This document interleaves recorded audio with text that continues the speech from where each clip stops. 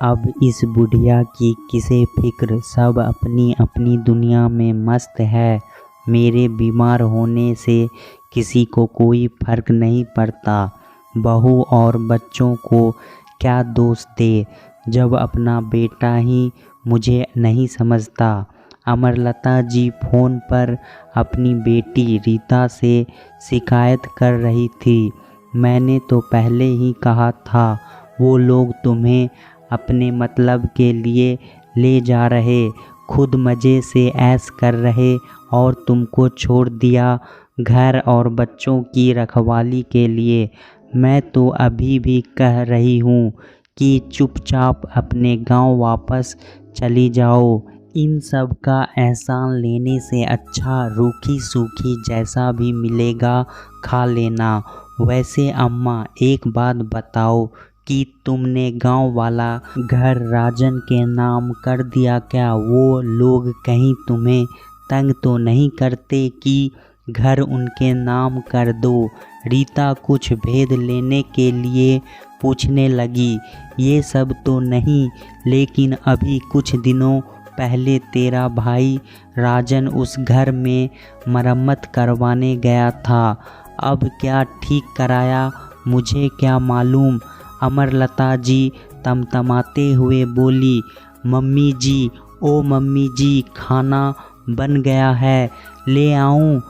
बहू प्रियंका ने आवाज़ देकर पूछा। चल बेटा, फ़ोन रखती हूँ, बहू खाने के लिए बुला रही, तुमसे बाद में बात करती हूँ। अमरलता जी ने फ़ोन कट किया और बहू को आवाज़ लगाई कि खाना ले आओ।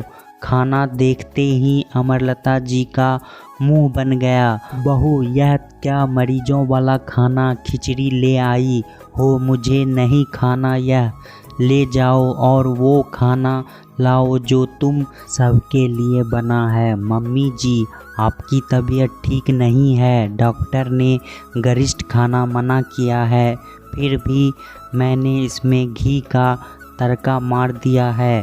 प्रियंका ने खिचड़ी को लो चम्मच से हिलाते हुए कहा। एक बार में तुमको बात समझ नहीं आती?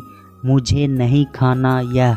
मेरे बीमार होने से किसी को कोई फर्क नहीं पड़ता, फिर यह सब दिखावा किस लिए? अमरलता जी ने जिद पकड़ ली।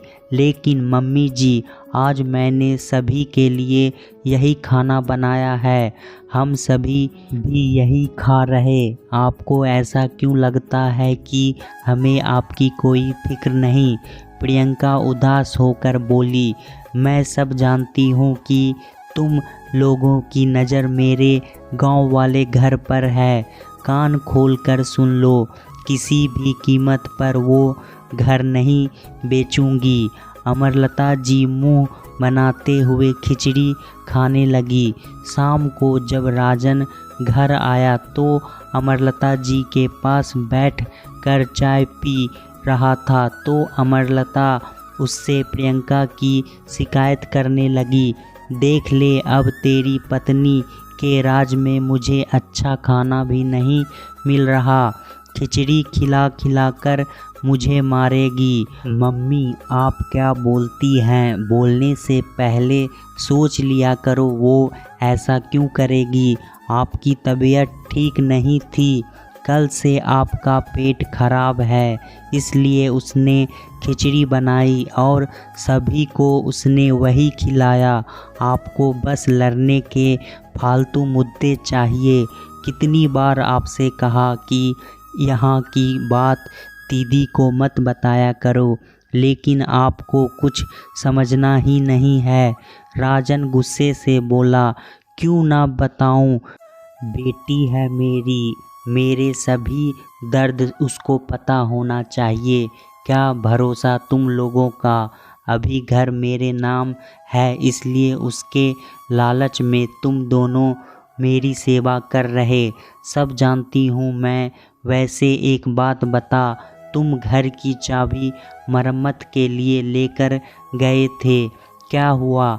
घर में मरम्मत कराई या फिर किसी को बेचने के इरादे से दिखाने ले गया। राजी संशय की दृष्टि से राजन को देखते हुए बोली।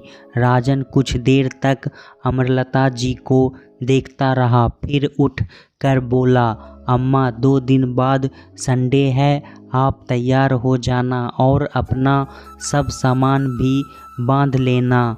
क्यों, मुझे वृद्धा आश्रम छोड़ने का इरादा कर लिया क्या? अमरलता जी ताने मारते हुए बोली। राजन ने निरीह दृष्टि से अमरलता जी की तरफ देखा और बिन कुछ कहे वहाँ से चला गया। अमरलता जी शुरू से ही बहुत तेज तर्रारा स्वभाव की थी। अपने ससुराल वालों से भी उनकी कुछ खास नहीं बन पाई।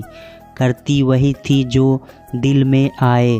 राजन के पापा ने गांव में अपनी पुश्तैनी ज़मीन पर घर बना लिया और रिटायरमेंट के बाद अमरलता के साथ वहीं रहने लगे।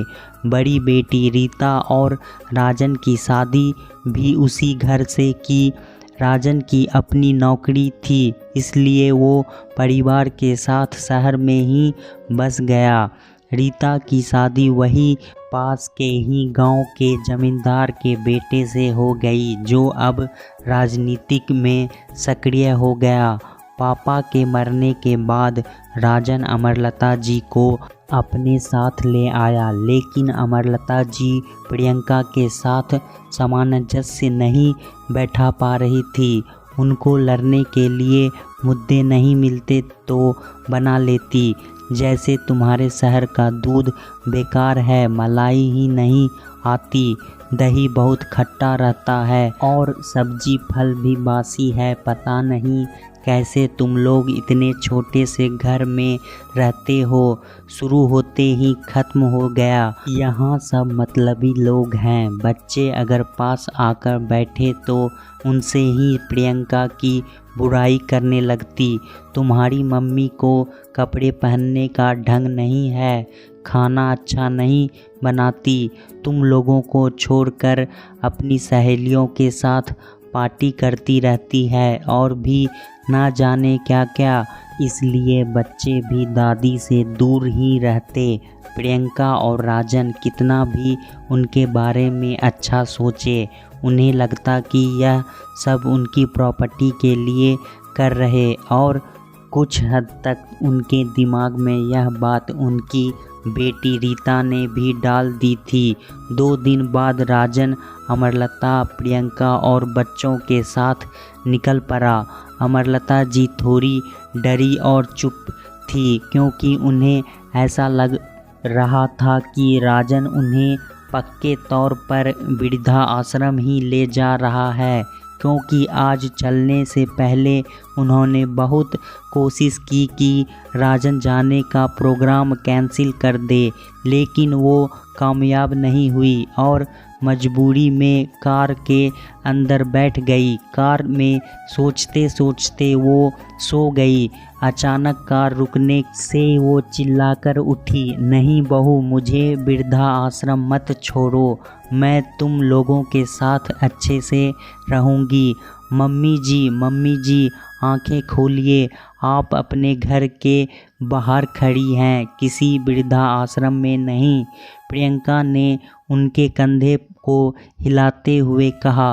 आंखें खोली तो सचमुच सामने उनका ही घर था और घर के बाहर एक नेम प्लेट लगी थी, अमरलता की नीर। उसे देखते ही अमरलता जी प्यार से उसे सहलाने लगी। तब तक राजन ने घर का ताला खोल सबको अंदर चलने को कहा।